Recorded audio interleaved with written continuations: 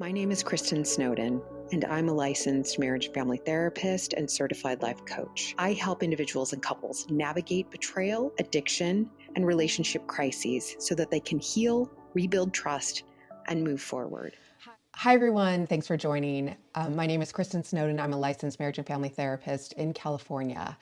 And my specialty is working with couples in extreme crisis. And these are crises that are usually due to uncovering some form of infidelity or addiction, such as sex, love, and porn addiction.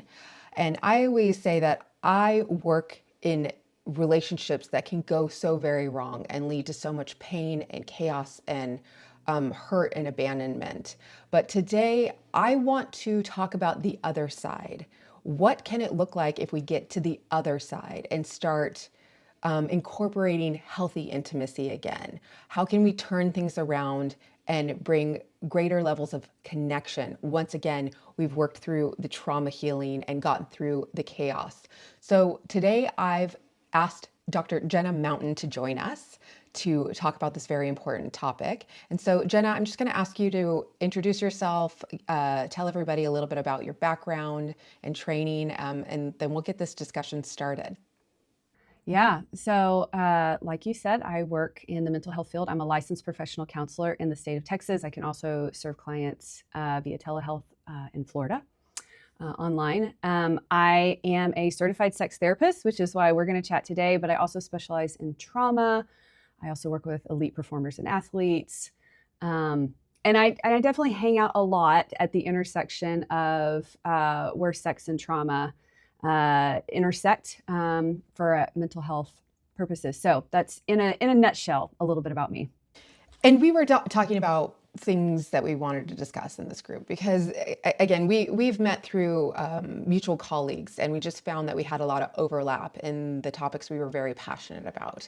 And I don't want to speak for you, but I think I've noticed when I watch our content online, there's this feeling that the general clinician crowd, there's a lot that can be missed on the topic of sex. And again, like sex, love, porn addiction, betrayal trauma, how to integrate or restart sexual intimacy.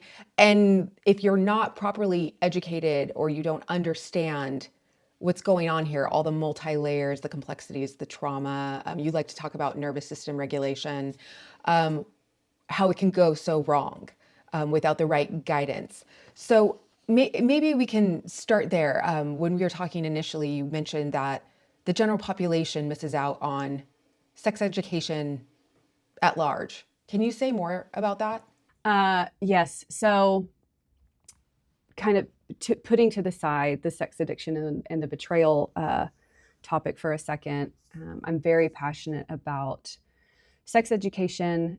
My passion actually started before I even got into psychology and heading in the direction of becoming a therapist, because I would sit I grew up in the church, and I would sit in these sex ed talks, and I walked away untrained, not knowledgeable, not an expert yet. And I walked away going, that's it. That's all y'all are going to say about this. Okay. That feels incomplete at best. Even the ones that were really good, I was like, there's more to this. And obviously, years later, getting into this as a specialty, I now know what's missing. I get asked a lot, because I serve the faith-based community a lot, to come in and speak to different community groups about sex education. And the metaphor that I end up using a lot is I compare sex ed to driver's ed. And I talk about, if we treated driver's ed the way we treat sex ed, this is what it would sound like. I would say you'd have your 15-year-olds coming in to driver's ed, and the instructor would spend an obnoxious amount of time saying, hey, let me tell you how bad wrecks are. And they would talk about the statistics of how often they happen. And they would talk about all the terrible ways you could have a wreck. And they would go on, and they would show you gruesome pictures, and they would do all these things because they really want you to not have a wreck. But they don't tell you about the different makes and models of cars. They don't tell you about car maintenance. They don't tell you about the laws of driving on the road. They don't actually teach you how to operate a vehicle. And then guess what happens? You have a lot of wrecks. But it's not because you didn't talk about the wrecks. You talked about those a lot, but you didn't teach how to operate how to follow the laws. You didn't get taught how to do maintenance on the make and model of your vehicle, whatever that might be. And so we have a lot of wrecks. And so I talk to people all the time that regardless of why they come into my office, I do some betrayal work as well. So that's where we overlap. I also work with a lot of couples experiencing sexual dysfunction, right? When our bodies don't show up to the party the way we want them to. I work a lot with intimacy issues, right? So maybe functionally our bodies are working, but we don't feel connected. And a lot of the times I'm exploring, hey, what did you get when it comes to sex education? Because it's hugely foundational to what we do next in our life, right?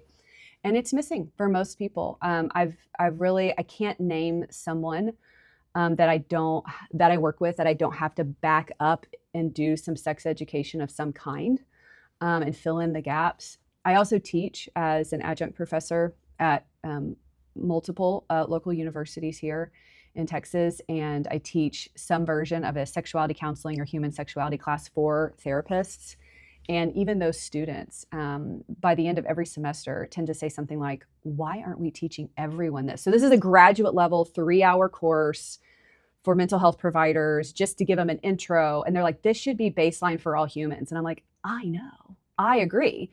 And part of it is, which, maybe one day I'll actually finish this project I keep talking trash about, but part of it is this idea that we don't teach the full arc. So birth to death, human sexual development. We like to just talk about the components that we think are necessary to execute sex or to stay safe while you make those choices. But the truth is there's so much that happens from the day that we're born until the day that we die. That's this ever-changing landscape, learning and developmental process.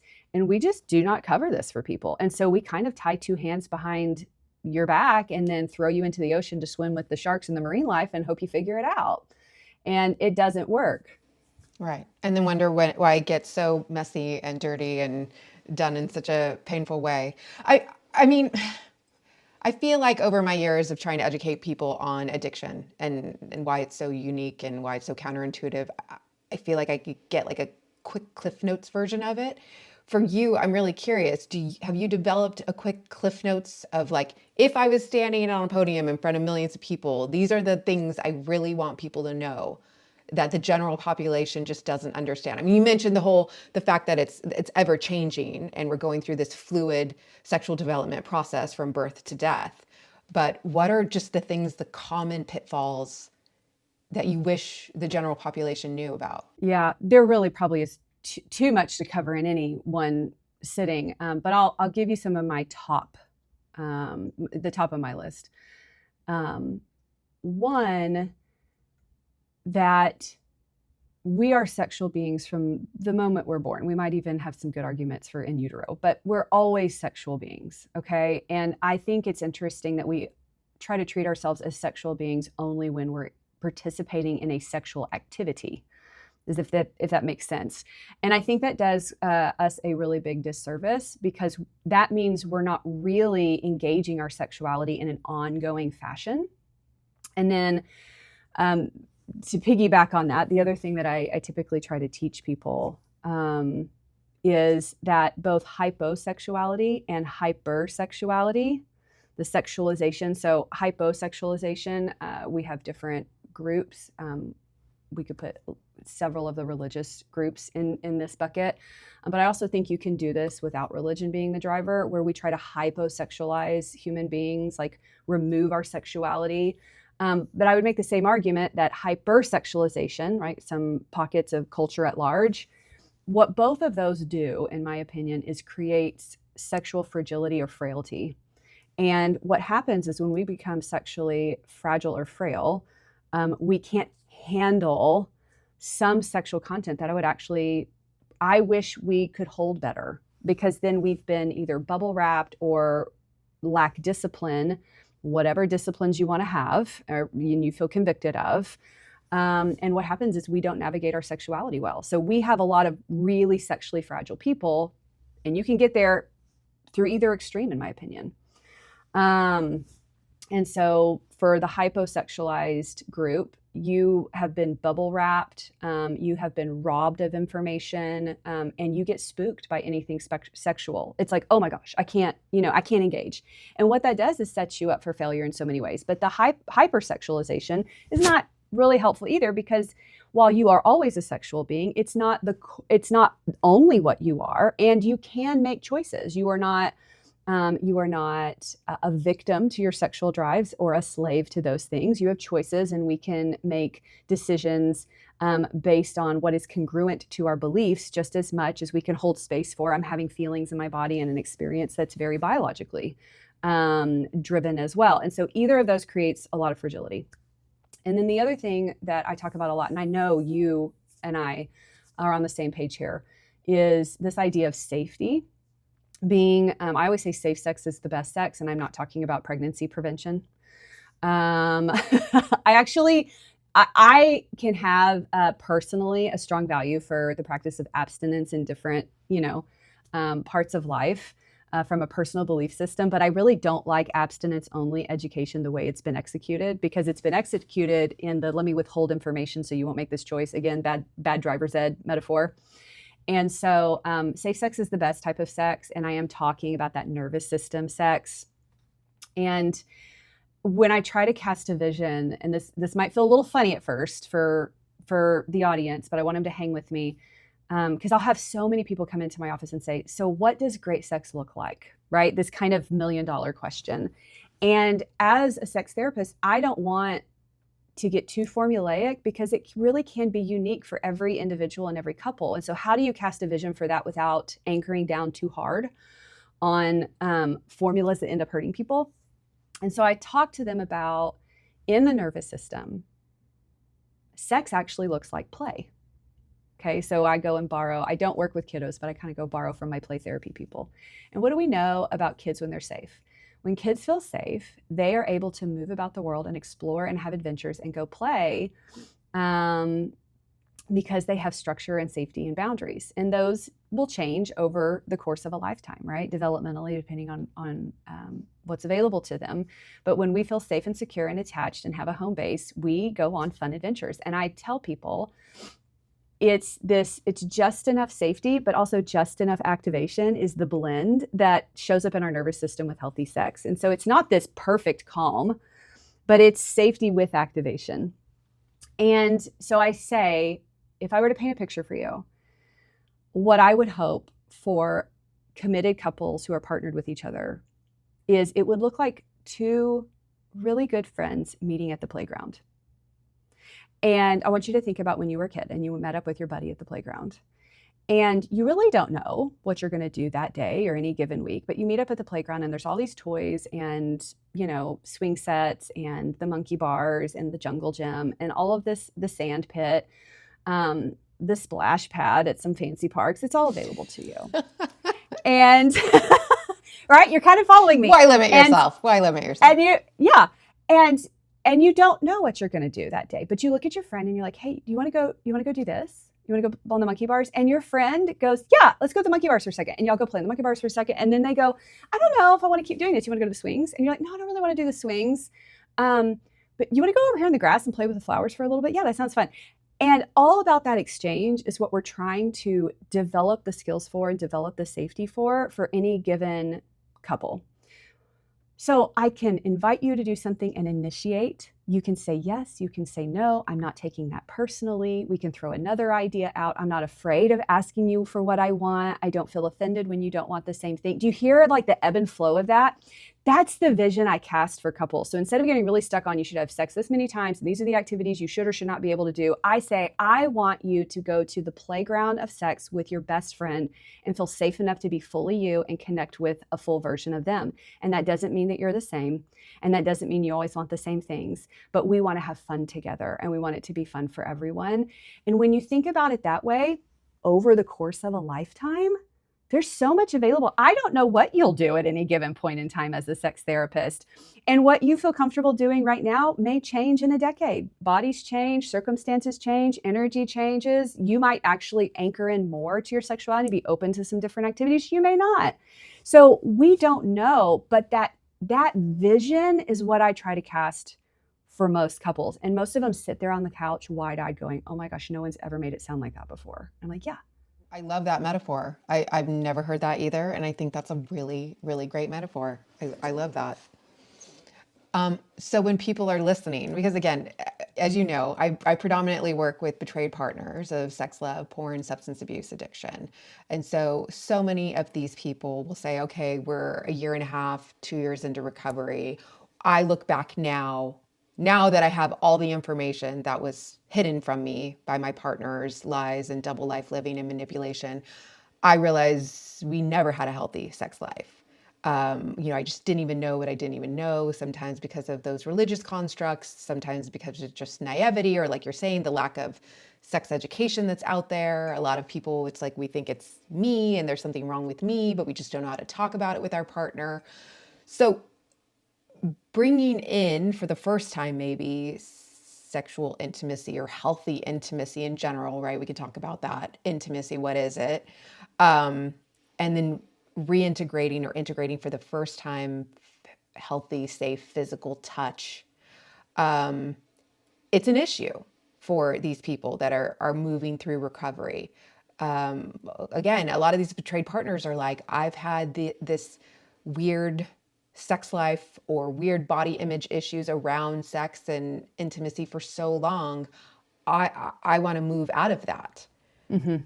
Mm-hmm. I know you have similar clientele. And again, I know our first comments are going to be, well, obviously you need to get better at, you have to feel literally safe with that person. There needs to be sobriety and recovery. There has to be trauma work to heal everything that's occurred from this moment to all previous moments.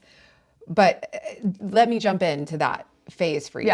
When you're doing this long-term work and you're getting them to be like two friends on the playground playing after so much damage has been done. Yeah. So first of all, I'm going to say there's not this like clean marker when you switch from one to the other. And I think we need to start there. And I know you know this when working with people. And then there's some, I don't know, curveballs that make it kind of messy. So the first curveball I want to talk about is the honeymoon period. I just think we have to like kind of throw a nod to that. Not every couple going through betrayal has what we call the honeymoon period. I don't even like that phrase, but I know it's commonly used in our field. But this idea of like right after the affair or the betrayal comes out, and then all of a sudden we're having a ton of sex. That is not, I think couples do that kind of reactively to come back together. I don't have judgment for it, but I wouldn't call that the reintegration of healthy sex. It's typically very reactive sex. So let's label that and call it what it is first. That tends to stem from like an attachment trauma state, like a reaction from the attachment trauma. By the way, I've had a couple of comments, and I'll say that. I've had a couple of people recently comment and call it hysterical bonding. Oh, yeah. Okay. I like that a lot better. Which is interesting because it just kind of came out of nowhere. So there must be some big videos on it. But that's the new term. They're like, well, what about this hysterical bonding? I'm like, wait, what is this? Wait a minute. And that's what they're describing. It's this kind of... That's more accurate. Yeah. Extreme, measures that you're taking to like engage in some kind of physical, mental, emotional connection with your partner when you're in that chaos trauma state. But anyway, I didn't mean to interrupt you. And it is no, I love that. Actually, I appreciate you. I'm gonna have to go look that up now. I appreciate that. I don't judge it. I hold it with caution. I try to tell couples what I think that is and what I think it's not. And so you're asking about like true reintegration. So this stuff happens. Yeah, got it. This stuff happens. It's part of the recovery process. It's part of the journey. It is. And you're going to get all of the neurobiological cascade of chemicals when you have sex with your partner, even when it's in the midst of betrayal. Right. So like, I'm going to hold some space for that. And so part of what I'm doing is educating on that. Yeah. I'm like, hey, and that fear, like that fear arousal can be sometimes tied in and intertwined with sexual chemistry as well. So. Yep. And so we're talking about that the whole time because that's part of the sex ed that's missing is like, hey, do you understand neurobiologically what's happening? Because what you may have used other words for like love and infatuation and whatever, like let's talk about the neurobiological chemicals that are playing out and how that can be accurate or confusing, and we explore that together. But if we're going to talk about like, hey, we've done some betrayal recovery work and we're working toward healing and everybody's chosen to stay in, reintegrating a healthy sex life. The other concept map, and this was a metaphor that was taught to me, and I have since expanded on it, is this idea of when a betrayal happens, it's like wheeling, the relationship is like a body getting wheeled into the ER. And, you're doing triage real quick as a professional, and the body has a cut off arm and it's bleeding out. But it also has cancer. And then again, I've added to it. Like when we find out it's got diabetes and we've got some, other things going on. This is really how these relationships are. Like the betrayal is not the only thing. However, the betrayal is the cut off arm. We are going to treat that first because I cannot put you into chemo unless we stop the bleed out, right? Like I can't address that. But what happens is there's not this clean switch from one to the other. This has to come first. We have to do enough betrayal recovery work in order to start addressing the cancer. But bad sex ed, not having a great sex life before the betrayal happened is part of the cancer. And so when I'm working with couples who are going through this, I, as a professional, in collaboration with them, am helping them go, hey, I know that you want to talk about the cancer right now, but we have to stick to this. We have not stabilized this enough yet. But there is this kind of back and forth stage that starts to happen when enough of the betrayal work has been stabilized. We're not bleeding out. We still may be doing like some recovery on this arm, but we've done enough that I can now start to address the cancer. And when that's happening, it's kind of like this little scooch back and forth, a little betrayal work, more, okay, now let's start to address the cancer. And typically we are backing up to, let's talk about what you think healthy sex is, to your point. And so we're doing a lot of re-education because, so if we were not talking about betrayal at all and someone came into me for sex therapy, I would be asking, what are your beliefs? What have been your historical experiences with this person and with anyone else? I also ask, I think we suffer a lot of, and I'm going to use the word trauma. I think it technically fits. And people will probably disagree with me, but I think a lot of people are sexually traumatized by culture, meaning they have a nervous system pull away from sex that ends up feeling like a pull away from their person, but it's a pull away from sex because of these sexual messages by culture at large, or maybe a specific community. So we could talk about the hypersexualization of kind of general society and culture, but we could also talk about the hyposexualization of faith-based communities, shout out to purity culture, things like that. So there's this idea that like, I don't have a great relationship with sex because I've been traumatized by some culture at large. All of that has to start being addressed, in my opinion, before we start reintegrating sex. So subconscious and unconscious. Oh, even. Yeah. And you really are pulling away. You notice that you feel this way, but yes. You don't know the whole story of yes. in history of why you feel that way. It's yes. just this which is natural where, reaction. Yeah, which is where the sexual dysfunction shows up in my office. A lot of people want sexual dysfunction to be a purely biological thing, and it rarely is. A good sex therapist is going to do a biopsychosocial, sexual, spiritual assessment of everything. And so we start there, to be honest. And a lot of people get frustrated with me in that process because they're like, it's that slow. And I'm like, it's going to be way slower than you could ever imagine, especially if you add betrayal on top of this. So a lot of it is talking about sex first, relearning sex, which is also developing the skill of sexual dialogue. A lot of couples don't have that. And so we're doing all of that. And then at some point, and sometimes there's some individual work in there, right? There's often a lot of individual work in there, especially if there's betrayal work, but also individual work just on your the way you experience your sexuality. Eventually, we start reintroducing sex by reintroducing just touch. And again, every couple's different. I am doing what any good trauma therapist worth their salt is doing, and I'm watching the reactions in the room, and I'm watching, and I'm assessing, how people are engaging the content as a way of a litmus test of like, are we ready to reintroduce touch? And then we reintroduce it really slow.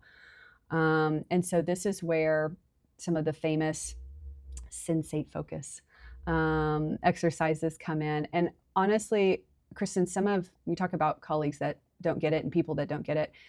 When people think about sex therapy, they think about sexual assignments and activities like sensate focus. And that's truly the last thing that gets introduced. It is not the first thing. And especially when there's any type of trauma, whether it's a relational trauma like betrayal or any other type of trauma in their background, we do sensate focus last. All the other trauma steps, by and large, need to be first. And I think there is a lot of damage done when we rush to the touch. And typically, there's a lot of reasons for that. But if you're not rushing touch and you're holding off and you've peeled back, right, and pulled back to allow healing to happen, that means we're taking a pretty long sexual break and sometimes a pretty long touch break. And people do not get how long that can be and how necessary it can be. And they can get really impatient with it. I've even had other professionals or church leaders that are, also working with these couples really start to question me as a professional, because I am, I can't force my clients to do anything, but I'm condoning and sitting over and suggesting that we continue to break from sex and touch until there is enough safety that it's done well. Which, from a trauma perspective, that feels like no kidding. Like, why would we ask someone to do something that they're reacting to at such a strong level? But the truth is, it takes a really long time to get there for some people. And we just have this felt sense of, well, that's too long. We need to touch again. And it's typically driven by whoever's higher drive and all of the uneducated compassion from these other leaders going, I can't believe you would tell couples to not touch for this long. I can't believe you would tell couples not to have sex for this long. And I'm like, I'm telling them not to have sex if it's not safe. That's all I'm saying. Yeah, because it sounds interesting, because when I ran my men's drug and sex addiction program, we would have, I don't want this to get flagged, but non-pleasuring periods of time, abstaining from those kind of things. And the therapists and the people that came in, they were like, you can't do that. That's insane. Or again, let's say if your particular issue was you were having multiple affairs, but then we throw in abstinence from all pornography use or something like that. There's a lot of pushback. Outrage Get at times on these topics, but not realizing that your nervous system has to get reset. If you've been seeking these things out kind of blindly, without any understanding contextually of what it's doing for you, how it's working, how it might have caused you to compromise your values and integrity, how maybe historically this actually does feel traumatizing or not safe for you. Abstaining and kind of clearing out the nervous system of what was triggering. Yes. What were you seeking out? From the relationship and predating the relationship. Right. There's this clearing out. It's almost like if you have a food allergy. It's kind of like you go to that really basic way of eating, and then you slowly integrate food here and there because you're trying to determine what was the allergy. What wasn't working? How does your body react to all this? And you're not going to get answers until you do that. But it is interesting because you get that same thing when people are like, you want me to do what? Like, that wasn't my problem. My problem is that I had multiple affairs with people I worked with. And it's like, no, it's all tied in. And you might have the betraying party say something like, I don't have a problem with this. Why do I have to do this? I'm like, hey, do you want to have sex with this person? This person is still activated in a way that is, I would not say is healthy sex. This is very fear-based. This is very, and as a sex therapist, I tell people all the time, hey, I want you to have all of the consensual, mutual, safe sex that is available to you. I'm not holding anything back that falls in that category. Like if no one was activated in an unhealthy way, I wouldn't be saying this, but they act like I'm saying don't have sex, take a sexual break for this extended amount of time. I'm saying take a sexual break until we can reestablish safety, mutuality, and consent. Until that happens, what you risk is pairing a negative reaction in the body with sex and you. And I don't think you want your person to continue to pair that with you, because that's not going to get you the sex that you're telling me you want. So you can't play it both ways. And here's what happens. And I'm going to speak to my faith-based community a little bit on this. But I tell people, first of all, and this is everybody loses their mind, but I can name faith-based and non-faith-based people that will tell you all day long, sex is not a need. Now, you could find a ton of people to argue about that professionally in my field, okay? But I'm telling you, there's just as many professionals, male and female, in case anybody's wondering, faith-based and non-faith-based, that would say sex is not a need. It does us a disservice to name it that way, okay? It's a drive. We have a strong appetite for it at times, but it's not a need. Nothing falls off. You're not going to develop some type of disease or cancer. That's just not how that works. And then I have people who try to make the argument, but touch is a need. Okay, touch is a need, but it doesn't have to be sexual touch, and it doesn't have to be with this person. And you can still honor all sorts of relationship commitments and get touch needs met. And they're like, no, I can't, because the marriage is special. And like, there's a certain type of touch. I'm like, okay, you're talking about sexual touch. You don't have to have that type of touch to survive as a human. You need hugs. You need, someone to hold your hand. You need a form of affection as a human, yes, but you do not need the sort of touch that, some faith-based people would say is only within a marriage. You don't need that type of touch to survive. And so I tell you what, the bartering and the haggling to have entitlement to access a person. And I tell them that, I'm like, what you're talking about, what you're angling for, but not owning, is some sexual entitlement. And that is going to corrode your relationship, and probably was a contributor to this betrayal. And if I were to guess, right, like without sitting in any one, case, is this entitlement to sexual release and this entitlement to sexual touch drives a lot of really unhealthy sexual choices and behaviors and manifestations. And so, oh no, we have to pull it back for a really long time, and nobody really likes how long that is. And the timeline is different for every couple. But people start feeling their way through that, especially kind of the person who, again, is feeling more okay. It's typically the higher drive partner, and it is typically sometimes the betraying party. They're ready to move on, and the hurt party is not. They're on edge. They're unearthing all of this about themselves. They're second guessing however many years of relationship and sexual experiences and what it means. They have lost a trust with themselves more than anything that has to be reestablished to even think about waking up sexual desire again. And if you start pinging their nervous system with unwanted touch, unsafe sexual experiences too early, you're just going to take them 100 steps backwards in the process. So it's a very long, drawn out process to reestablish safety. And a lot of betrayal work has to happen, but when you start doing it, you're just inching a little bit at a time. And we start with touch exercises like holding hands and learning how to be grounded and present with each other. And a lot of couples finally get to that point and have a total meltdown because it just sends them into an experience. And you know what? We use that as a learning opportunity. So we pause. We don't push through. I always tell people, they ask because of this extended timeline, like, well, obviously some of this is going to be challenging. Are we just never challenging the hurt party? And I'm like, no, that's not it. In one of my coaching trainings, they had some really good language for it. They said, we only want to push 10 to 20% at a time. And I thought that was a really brilliant way of describing it. So if we thought about our nervous system as kind of an expanding balloon, you only want to push about 10 to 20% of the time and then take a break, and then 10 to 20%. And you'll eventually get there. But if you cannonball your nervous system into the deep end on an experience, all you're going to do is re-traumatize it. And I tell them that. And then you're going to be pairing whatever you just did and you, which is this thing that you want to do with this person, with another triggered, unhealthy, activated experience. Yes. And then you have to go and do that again. So it is this very slow process. Yeah, very delicate. And then just out of my own curiosity, what kind of downregulation interventions do you tend to encourage people to use when they're trying to make themselves uncomfortable, reset their nervous systems? What are your evidence-based trauma interventions that you prefer? Some of the ones that are pretty classic to everyone. I'm definitely doing some of the same. I know you get this. It's so customized to each person. So part of it is, if something doesn't work for you, it doesn't mean you can't do it. It just means we need to find the thing that works for you. Sometimes breathing works great for people, different breath exercises, but there's a lot out there.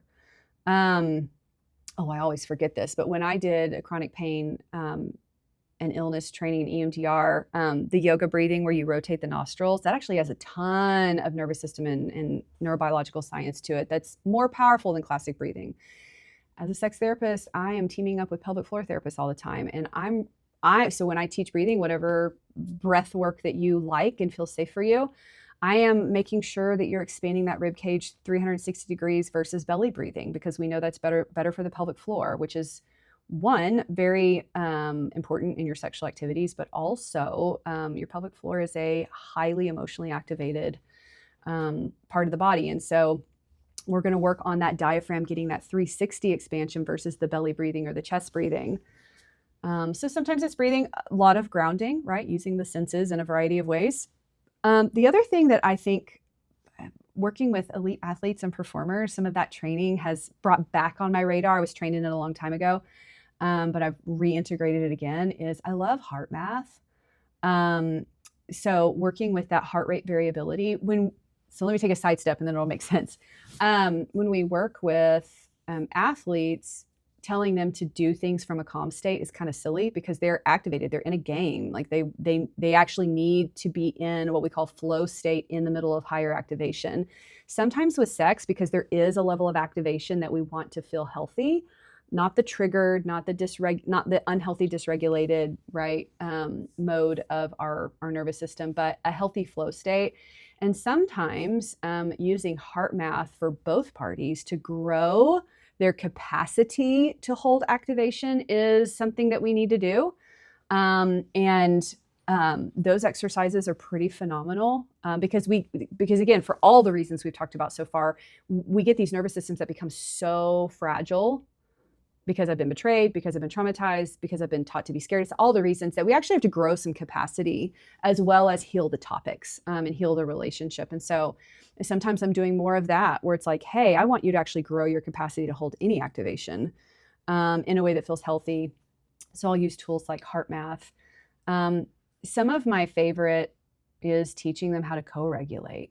Right? Because we're wanting them to do this with each other. Whereas sometimes it's like, I need a break from you and I'm going to go calm down. But also there's a point where I want to be able to calm down with you, right? Are you safe enough for me to do a co-regulation activity? So all these activities are doing sex therapy. Let me be very clear because I am working on your sex life. Can I be calm with you? Some of my favorite activities for attunement and co-regulation come out of Wendy Maltz's book. Her trauma book I'm looking up at my shelf because I've gone blank on it. But it's her trauma book. And she has some exercises that I actually will put on the front end of classic Sensate Focus because it's about sharing sensory experiences with each other. She has you create like a sensory basket and then sit down with your spouse or your partner and share it, right? A favorite smell, a favorite, like a spaghetti noodle scooper spatula. You like the way that feels across your back. Like it could be really sweet little things. But it's sharing sensory experiences. She has one called Hand to Heart, where like you cross each other's arms and you put your hand on the heart of your partner and they do that with you and you look into each other's eyes. And so you're really learning, one, it can be activating because eye gazes are very activating. They're very vulnerable, but also I'm learning to calm down while I do it. We practice just having an embrace to just cuddle and hold and learn to be snuggled again. There's some fun ones like learning to ride on each other's backs. So learning to co-regulate throughout the whole process is really important. So it's probably a mix of those across the course of getting ready to do Sensate Focus. One thing I got from all of that is we think sex education is literally talking about when the sex organs get to go back into the other sex organs. But I love that you're saying anytime we're working on co-regulation, so meaning hearing someone's story, responding with empathy and compassion, being seen, being heard, all these kind of things that you practice in the reparative states of, betrayal, trauma recovery, or addiction recovery, that is moving you towards healthier sexual intimacy because that other person is no longer the enemy, the triggering event. It's the place where I go to feel safe, to feel seen, to be with, or like you said, to eventually be the friend running around the playground with. That's something that's a really good theme to just remember when people are like, okay, when are we going to get back to it? Mm-hmm. Mm-hmm. Yeah, when I was trained in sex therapy, they said a lot of times a good sex therapist is just a good marriage and trauma therapist. And there's so much truth to that because that's foundational to really great sex. And we were taught that when your clients start fussing, like, when are we going to start to touch each other? When are we going to do the sex? And you're like, we are doing sex therapy right now. Just because you're not having that activity yet doesn't mean we're not doing sex therapy, which really speaks to how much we don't understand about good sex, right? That's where I challenge those people. I'm like, hey, is sex just a physical thing for you? And most of the people I work with are real quick to go, no, I didn't say that. I'm like, you didn't say that, but that is the natural logic that comes from your line of questioning. Do you realize that? That's what that line of questioning implies. And I bet your partner's experiencing that right now. And so it feels like you don't care about these other components of really great sex. And so the whole process is very challenging and very long and very slow for all those reasons. You say challenging long, so I know people's follow-up is going to be, how long? Yeah. They always want a number like 18 months. But I mean, from discovery of the betrayal, and obviously, like you're saying, I'm in the ER, I'm getting my arm reattached, and then I start talking about the longer term things. And like you said, I know you are slowly integrating elements of like sexual, physical intimacy and education that entire time. Just like any other number that you and I get asked to name. There is no hard and fast number because it's so different for every couple, truly. But what I tell them is this is a trauma like any other type of trauma. So one, are you accepting that? Like a relational trauma is trauma work. And the textbook answer is that it takes 2 to 5 years to heal trauma. Now, we have some really great trauma therapies these days that can make that process. We can never promise fast as mental health professionals, but it does make it more efficient and effective. That may shorten that timeline, but that would be true for a relational trauma, just like it would be true for an individual trauma. And that is also why I make a huge pitch for please do some individual work along with the couples work, because we've got to do some healing on both fronts, because that could shorten or lengthen your timeline if you're not doing individual work as well. But I tell them that does not mean that you will feel or be doing the same things on day 1 that you will on day 60 and month 6 and year 2 and year 4. And I don't know when that integration point is going to come, but likely you will be working a trauma process for about that long. And I do not mean this snarky, although I know it comes off that way every single time I say it. If you resist the slowdown and the sexual break and the touch break and whatever you have to pull off to heal, the more you resist that, not just behaviorally, but emotionally, you lengthen the timeline of this every time. Like if you pitch a fit, and that's just a part of the process, like the fits that get pitched about it are a part of unearthing and letting the stuff percolate up that's got to be dealt with. Part. Yeah. So I don't have like a non-compassionate judgment.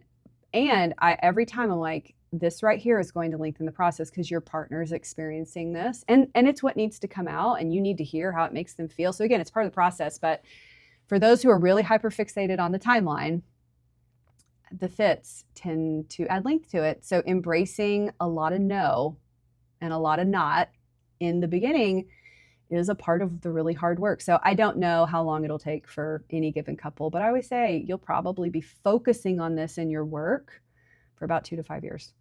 And I don't know when sex will feel safe for all parties. And most couples, if I'm honest, Kristen, they have the hysterical bonding that happens up front, and then all of a sudden it kind of pulls back because they realize that didn't feel good. One of them does. And it could be either of them. I've had either party decide that did not feel good. And then it just takes a long time. And a lot of them, I'm going to say this more casually, a lot of them break the rules, right? Like they've like agreed to have a sexual break for the purpose of this, and then they waltz back in and like, we had sex. I'm like, okay, well, I kind of knew you might. I mean, and I asked, like, how did it go? What happened? Yeah, we'll like, bring it's it just in. A part of it. Like, what made you change your mind on your goals? You know, it's not me judging. I do get concerned though when one of or both of those parties chose to continue in the activity and it was highly triggering. And we have a long talk about that. Mm-hmm. I'm like, hey, what fires together, wires together in the system? Do you want to keep pairing your sex life with trauma and triggers? because that's what this is going to cost you. With sense of like non-consensualness or a sense of Or obligation like or fear-based. fear. Like, yes, yes. Yeah, because that's what I think is And there's another trauma piece, which I know you integrate this all the time, is this fear for betrayed partners that like if I don't give it to him or her, he or she's going to go get it somewhere else. And so it's this other thing that would be coming to the surface of this powerlessness, this true powerlessness that I could do everything right or wrong, but this person's going to go make the decisions he or she's going to make, and I have no control over that.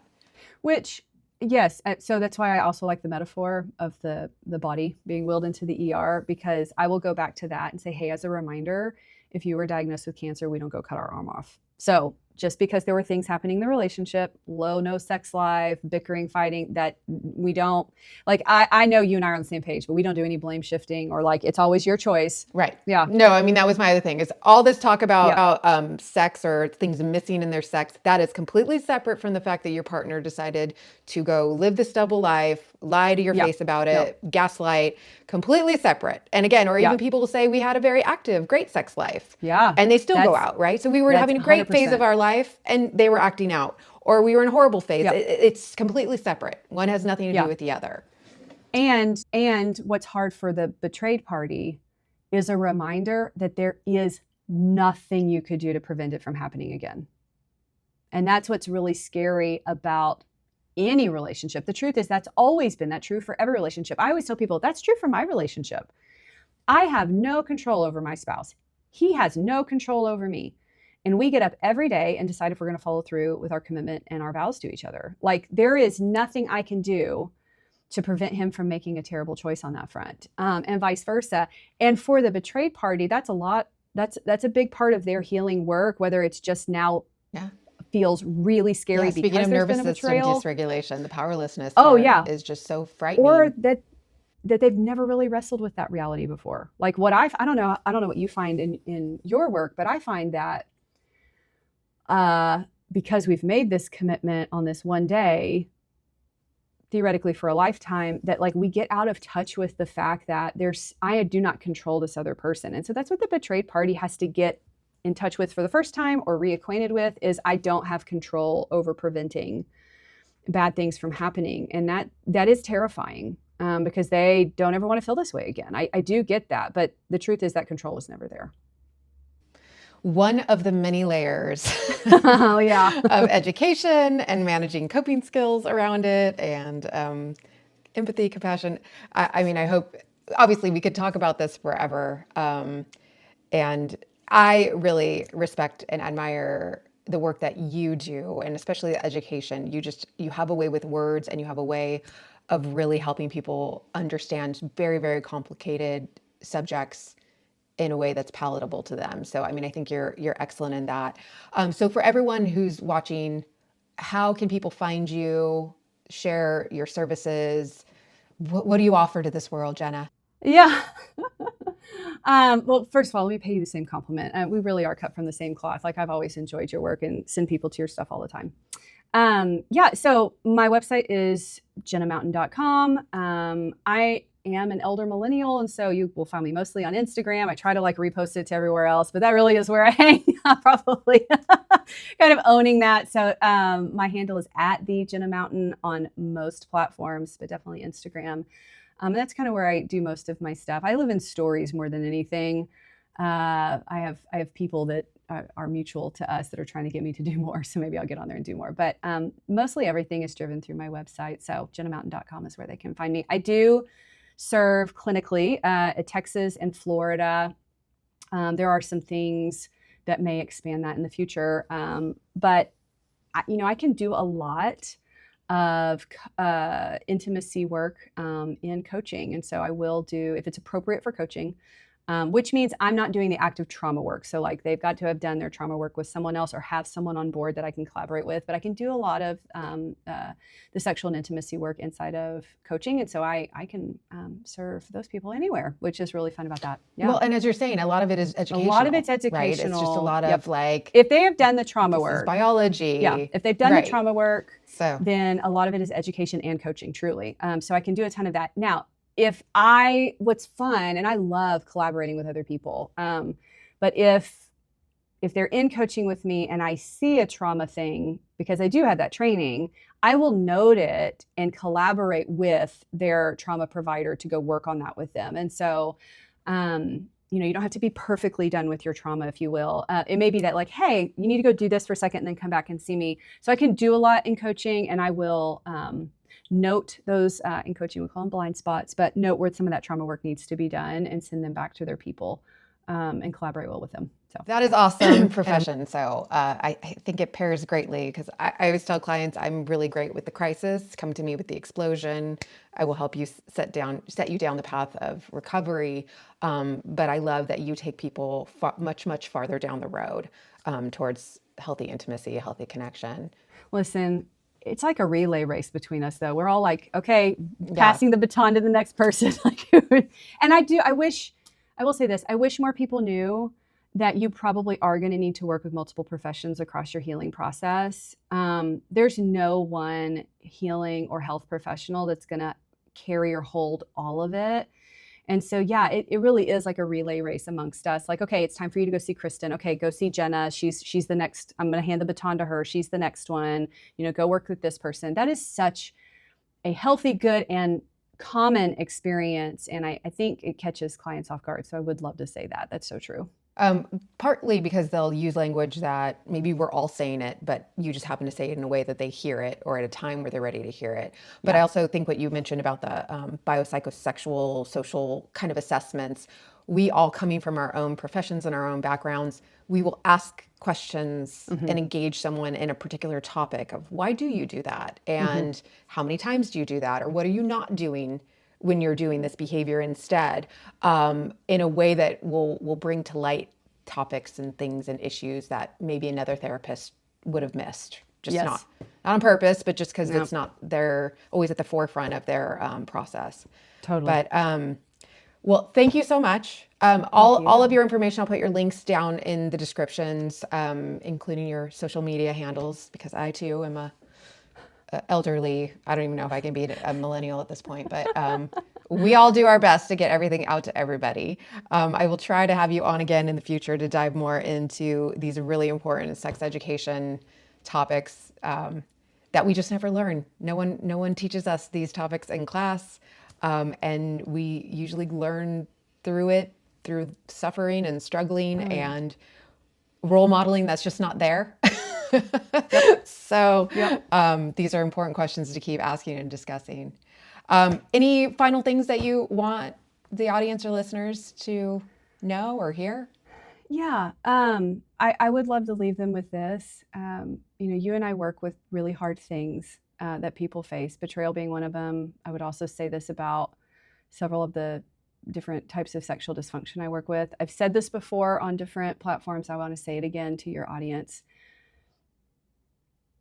The couples that work through this, who truly stay the course and do the thing and reestablish true safety and go through this, obviously, way longer process than they would have ever chosen, I really do think that they are some of the most beautiful marriages and relationships, because a lot of people just hobble along with cancer their whole life, relationship cancer, and it's not until some tragedy, and again, I wouldn't wish it on anyone, but the relational trauma of betrayal work just forces the necessity of addressing all that other stuff eventually in its own process, and so those marriages are better, in my opinion, on the backside, than the ones that don't go through this, because no one I have ever met, and I would put myself in this, we don't opt into this level of work unless we get forced into doing it. And so their intimacy, their developmental skills relationally,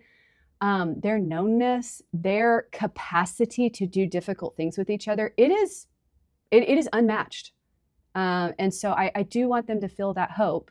It will be a long 2 to 5 years probably, or whatever it is. But I'm just telling you, the marriages on the back end of that are some of the most beautiful I've ever seen. So I do want them to walk away with that hope. It's interesting. I will always say some of the people, my favorite people I've ever met, are the people that make it all the way to the other side of recovery. Yeah. They just have such great levels of empathy and compassion and accountability, and they see people for all their good, bad, light, dark. They're just like phenomenal people. And I think the same applies to marriages that have to go through these intense recoveries, is there's just this honesty and vulnerability. And as you put in such a beautiful way, because that's what you do, is just every day we wake up and we know we don't have control of the other person. We know their worst moments or what they're really capable of. They know mine. And we're deciding, do we want to stay in integrity? And kind of keep walking down this path with this other person, but also accepting the absolute vulnerability of that decision. That is just like some of the most courageous work that exists. I mean, human relationships and human intimacy and vulnerability is like the epitome of being courageous and doing hard things. Agreed. So, well, thank you so much for joining Thank me. We will try to do this again in the future as we have our colleagues and collab people constantly trying to push us together to talk more. Listen, I love it. I'm so thankful. Yeah, no, you're great. We could talk about 5 million things all the time. And actually, I'll say that for anyone listening, if you have topics around this that you want to hear more of, by all means, email us, and we will try to drive discussion points towards those topics that you want to know more of. But thank you so much, Jenna. Thank you. All right, it was great to talk to you. Take care.